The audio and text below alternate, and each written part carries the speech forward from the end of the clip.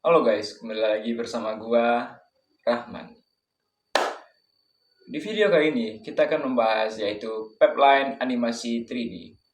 Di industri animasi 3D, proses produksi biasanya dibagi menjadi 3 tahap utama. Yang pertama ada praproduksi, produksi, dan pasca produksi.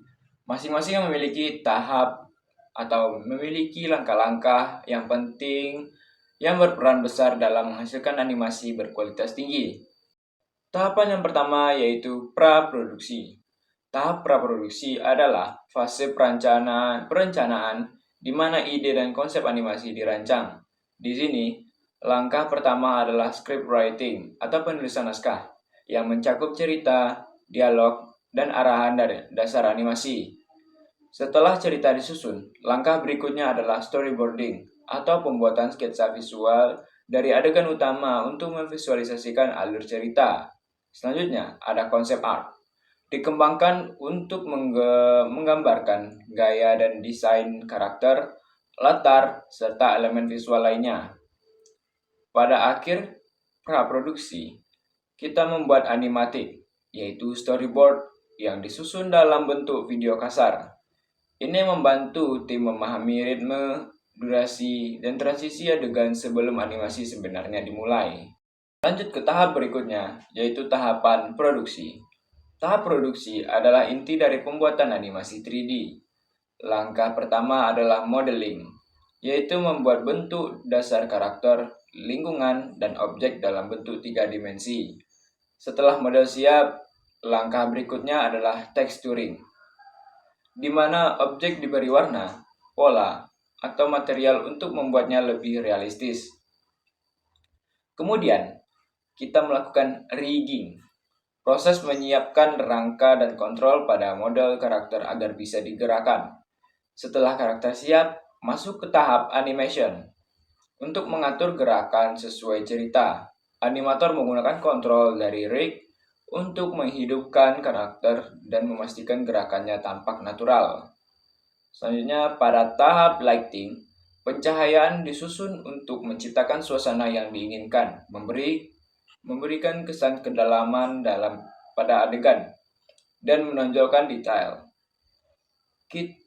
Terakhir, kita melakukan rendering, yaitu mengubah adegan 3D atau 3 dimensi menjadi gambar atau video akhir.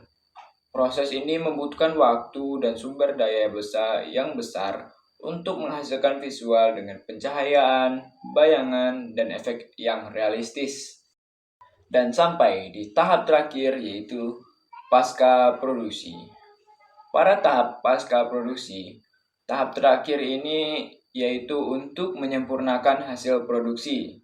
Langkah pertama adalah compositing, yaitu menggabungkan elemen-elemen visual seperti efek khusus, latar belakang, dan karakter. Selanjutnya, sound design ditambahkan untuk memasukkan efek suara, dialog, dan musik yang mendukung suasana cerita.